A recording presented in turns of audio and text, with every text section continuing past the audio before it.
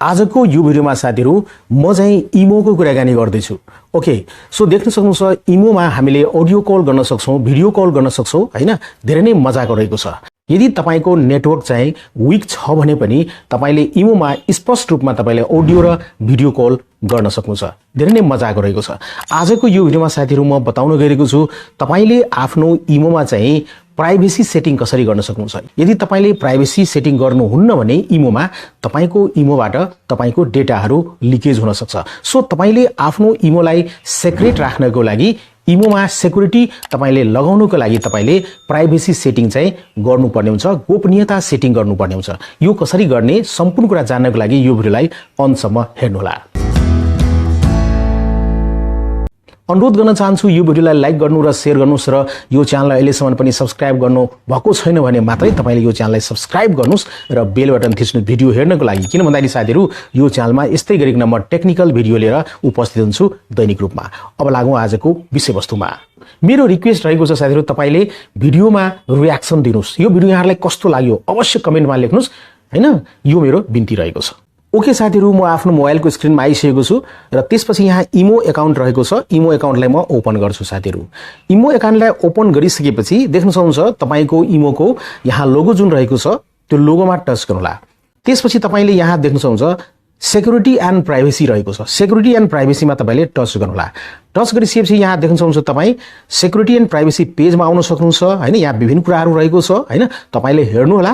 तर यो चाहिँ एकदम नै राम्रो तपाईले यहाँबाट सेटिङ गर्न सक्नुहुन्छ। जस्तै यहाँ एउटा देख्न सक्नुहुन्छ check out personalized security and privacy recommendation. तपाईले अरु सेटिङ पनि गर्न सक्नुहुन्छ इफ यु वान्ट, तपाईले चाहनुहुन्छ भने।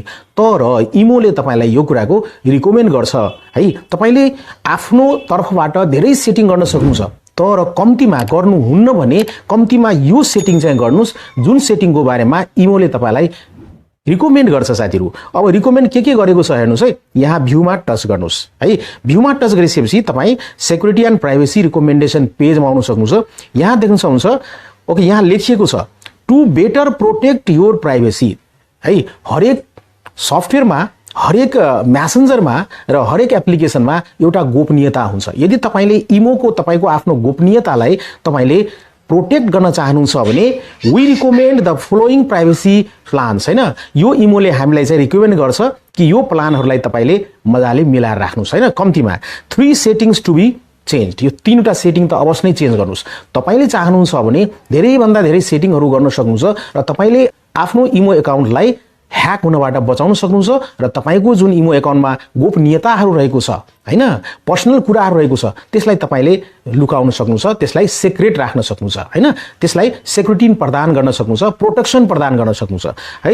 यहाँ इमोले भनिरहेको छ धेरै छ, तपाईले गर्नुस्। त गर्नु भएको छैन भने 3 वटा यो अवश्य गर्नुस्। इमोले एउटा सेटिङ पहिले नै फिक्स गरिसकेको हुन्छ कल देख्न सक्नुहुन्छ च्याट एन्ड कल प्राइभेसी। यो हेर्नुस् है। यहाँ के छ भने block screenshot for calls. Call आइरहेको बेलामा त्यहाँ चाहिँ स्क्रिनशट कसैले गर्न सक्दैन। त्यो कुराहरु यहाँ प्रोटेक्टिङ भइरहेको छ है। प्रोटेक्टिङ भयो नि। तपाईले कल जब गरिराख्नुहुन्छ त्यति बेला चाहिँ तपाईको स्क्रिनशटलाई कसैले लिन सक्दैन। त्यसको लागि प्रोटेक्टिङ भइरहेको छ। यो इमोको तर्फबाट अलरेडी यो सेटिङ चाहिँ अन गरेको हुन्छ। देख्न सक्नुहुन्छ अन। त्यस्तै नै यहाँ 3 वटा जुन सेटिङको बारेमा कुराकानी गरिरहेको छ इमोले त्यो यहाँ तल रहेको छ साथीहरु। देख्न सक्नुहुन्छ सबैमा इनेबल बटन रहेको छ हैन र एउटा यहाँ रहेको छ है। अब यहाँ चाहिँ के हुन्छ भन्दाखेरि त्यसपछि तपाईले यहाँ देख्न सक्नुहुन्छ कन्ट्याक्ट प्राइभेसी। कन्ट्याक्ट प्राइभेसी भन्दाले add me by phone number हैन। देख्न सक्नुहुन्छ यहाँ चाहिँ यो कसैले तपाईलाई फोन नम्बरबाट एड गर्न सक्छ है। यहाँ हेर्नुस् है add me directly. Add me directly छ यहाँ। एड मी डाइरेक्टलीलाई चेन्ज गरेर तपाईले एड अपन माई देख्न सक्नुहुन्छ यहाँ चाहिँ एक्सेप्टेन्स। जबसम्म म एक्सेप्ट गर्दिन तबसम्म अरूले मलाई एड गर्न सक्दैन हैन। त्यसकारणले अहिले के सेटिङ रहेको छ कि एड मी डाइरेक्टली तपाईले फोनबाट चाहिँ एड गर्न सक्नुहुन्छ। तर म चाहिँ यहाँ चाहिँ एड अपन माई एक्सेप्टेन्स दिन्छु भने जबसम्म म एक्सेप्ट गर्दिन तपाईको प्रपोजल तबसम्म तपाईले मलाई एक्सेप्ट सक्नुहुन्न है। त्यसकारणले यो अप्सनलाई तपाईले इनेबल गरिदिनुस्। यहाँ हेर्नुस् इनेबल भइसकेछ। यहाँ चाहिँ add me directly, add me upon my acceptance. Not allowed गर्नुहुन्छ भने त एलाउडै हुँदैन बन्द नै भयो, कसैले पनि एड गर्न सक्दैन। तर यहाँ चाहिँ तपाईले चाहनुहुन्छ भने कसैले तपाईलाई एड नगरोस् भनेर तपाईले नोट एलाउड गर्नुहुन्छ हैन। र जबसम्म म पर्मिसन दिन्छु, मेरो पर्मिसनबाट मात्रै एलाउ गर्न सक्नुहुन्छ, तपाईले एड गर्न सक्नुहुन्छ मलाई, यसको लागि तपाईले यो दोस्रोलाई छान्नु होला। देख्न सक्नुहुन्छ दोस्रोमा टिक आइसकेको छ। अब म ब्याक गर्छु। ओके, यो पनि प्रोटेक्टिङ भइरहेको छ साथीहरु। अब चाहिँ यहाँ अर्को रहेको छ प्रोफाइल प्राइभेसी। प्रोफाइल प्राइभेसीमा देख्न सक्नुहुन्छ तपाईले आफ्नो प्रोफाइललाई लक गर्न सक्नुहुन्छ। जस्तै अहिले चाहिँ अफ रहेको छ हैन, तपाईले अन गर्न सक्नुहुन्छ यहाँ चाहिँ इनेबल गरेर। जस्तै यहाँ रहेको छ एड अपनमा एक्सेप्ट आन्सर भयो नि, पहिले त्यहाँ के थियो भन्दाखेरि एड मी डाइरेक्टली, मेरो फोन नम्बरबाट तपाईले डाइरेक्टली मलाई एड गर्न सक्नुहुन्थ्यो। तर अहिले के छ भन्दाखेरि जबसम्म मबाट एग्रीमेन्ट हुँदैन, जबसम्म म एक्सेप्ट गर्दिन तपाईको प्रपोजल अथवा इन्भाइटेसन, तबसम्म तपाईले मलाई एड गर्न सक्नुहुन्न। त्यसकारणले मैले एक्सेप्टान्स गर्नुपर्ने हुन्छ, मैले एक्सेप्ट गर्नुपर्ने हुन्छ, अनि मात्र तपाईले मलाई एड गर्न सक्नुहुन्छ। प्रोटेक्टिङ भइरहेको छ नि। त्यस्तै गरिकन तपाईले आफ्नो प्रोफाइललाई लक गर्न सक्नुहुन्छ। अहिले अफ रहेको छ, तपाईले अन गर्न सक्नुहुन्छ। इनेबल गरिदिनुस्। यहाँ देख्न सक्नुहुन्छ लक प्रोफाइलको बटनलाई अन गरिदिनुस्। अब तपाईको प्रोफाइल लक भइसकेको छ साथीहरु। प्रोटेक्टिङ भइरहेको छ, देख्न सक्नुहुन्छ। प्राइभेसी तपाईले यसरी चाहिँ सेटिङ मिलाउन सक्नुहुन्छ इमोमा। धेरै नै महत्त्वपूर्ण रहेको छ र कामको चीज रहेको छ। त्यसपछि अर्को रहेको छ ब्लग स्क्रिनशट फर प्रोफाइल। अब कुनै पनि व्यक्तिले तपाईको प्रोफाइलको स्क्रिनशट लिन खोज्यो भन्ने यहाँ त अहिले त अफ रहेको छ। अन गर्नुभयो भने कसैले स्क्रिनशट लिन सक्दैन तपाईको प्रोफाइलको। यसको लागि तपाईले के गर्नु होला भन्दाखेरि यहाँ चाहिँ यो बटनमा टच गर्नुस्, इनेबलको बटनमा। त्यसपछि यहाँ block screenshot for profile on गरिदिनुस्। अन गरिदिएपछि अन भइसकेको छ, प्रोटेक्टेड रहेको छ। अब ब्याक गर्नुस्, यहाँ पनि देख्न सक्नुहुन्छ प्रोटेक्टिङ। तीनवटा चाहिँ हामीले यहाँ चाहिँ बटन इनेबल गरेका छौं र पहिलेदेखि यहाँ चाहिँ इमोले ब्लक नै गरेको छ मेरो कलको स्क्रिनशट लिनको लागि है। यो चारवटा यहाँ प्रोटेक्टिङ भइरहेको छ, देख्न सक्नुहुन्छ। यसरी गोपनीयता तपाईको भंग हुँदैन, गोपनीयतालाई तपाईले बचाएर राख्न सक्नुहुन्छ। अर्को कुरा के रहेको छ भने enable privacy mode.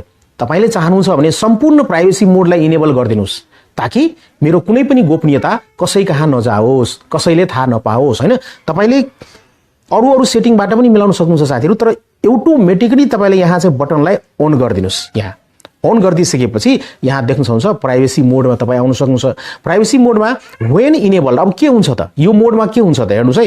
When enable, जब यसलाई तपाईले इनेबल गर्नुहुन्छ you will get the following. देख्न सक्नुहुन्छ chat and call privacy, contact privacy र प्रोफाइल प्राइभेसी। यो स्विचलाई चाहिँ तपाईले के गर्नुस् भने अन गरिदिनुस्। अब इनेबल भइसकेको छ। म ब्याक गरिदिन्छु। यहाँ हेर्न सक्नुहुन्छ एकैचोटी इनेबल भइसकेको छ। अब प्राइभेसी मोड इनेबल भइसकेको छ। यसरी तपाईले आफ्नो इमो एकाउन्टमा चाहिँ अवश्य नै प्राइभेसी मोड चाहिँ इनेबल गर्नुहोला।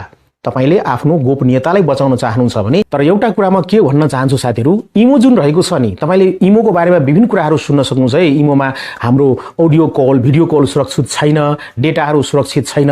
तर एउटा कुरा के छ भन्दाखेरि इमो यस्तो एउटा मेसेन्जर एप्लिकेसन हो जसमा कि तपाईको कम जी मा पनि 2G मा 3G मा पनि तपाईले अडियो र भिडियो क्लियर रूपमा तपाईले सुन्न सक्नुहुन्छ।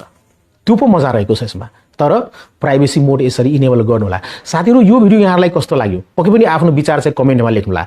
यहाँहरुले कमेन्ट गर्नुहुन साथीहरु, म रिक्वेस्ट गर्न चाहन्छु यहाँहरुले कमेन्ट गर्नुस्, भिडियोलाई लाइक गरिदिनुस् र यो च्यानललाई अहिलेसम्म पनि सब्स्क्राइब गर्नु भएको छैन भने सब्स्क्राइब गरेर हामीलाई सपोर्ट गर्नुस्। किन भन्दाखेरि यस्तै प्रकारको भिडियोहरु म लिएर उपस्थित हुन्छु यो च्यानलमा। यहाँहरुको समय एकदमै शुभ होस् भन्दै आजको यो भिडियोबाट म बिदा लिन चाहन्छु। टेक केयर, गुड बाइ, जय नेपाल।